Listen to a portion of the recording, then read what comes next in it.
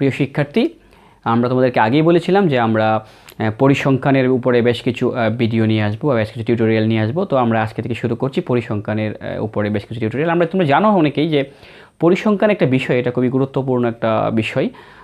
প্রায় প্রত্যেকটা ফ্যাকাল্টি স্টুডেন্টদেরকেই পরিসংখ্যান কম বেশি পড়তে হয়। কেউ বিজনেস স্ট্যাটিস্টিক্স নামে পড়ছে, কেউ সোশ্যাল স্ট্যাটিস্টিক্স, কেউ বায়ো স্ট্যাটিস্টিক্স, তো বিভিন্ন কাজে মানুষ পড়ছে। তো আমরা আজকে পরিসংখ্যানের উপরে একদম প্রাথমিক লেভেলের কিছু ভিডিও বা টিউটোরিয়াল নিয়ে আসবো। তো আজকে যে টিউটোরিয়ালটা দিচ্ছি সেটা হলো কীভাবে ক্লাস ইন্টারভাল নির্ণয় করতে হয়।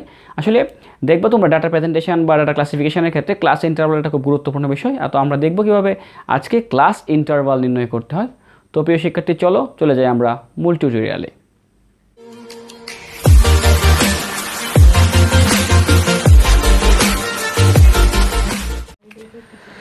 তো আমরা যদি ক্লাস ইন্টারভাল শিখতে যাই, তো সেক্ষেত্রে আমাদের আজকে প্রথমে আমরা দেখব যে নিয়মটা বেশি ব্যবহার করা হয় স্টারজেস রুল অনুযায়ী কীভাবে আমাদের ক্লাস ইন্টারভাল শিখতে হয়।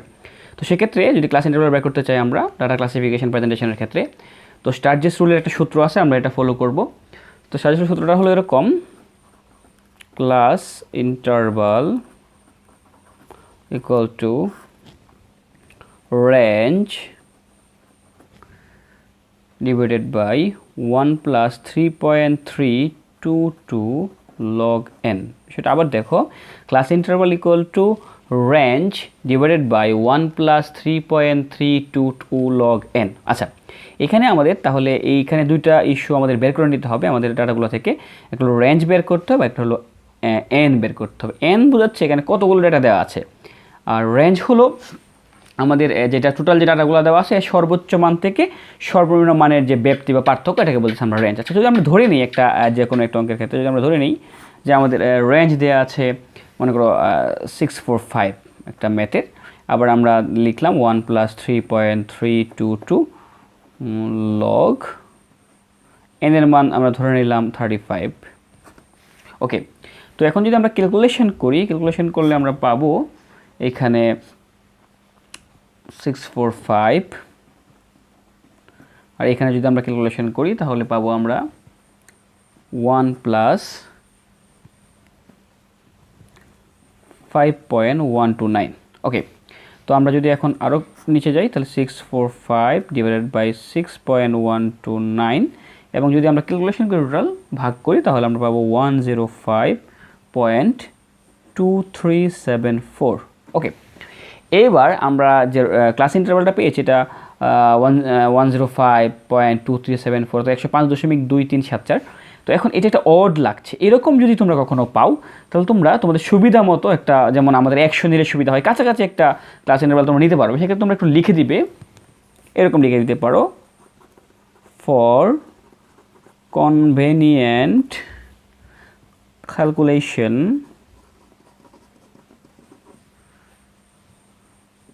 we should take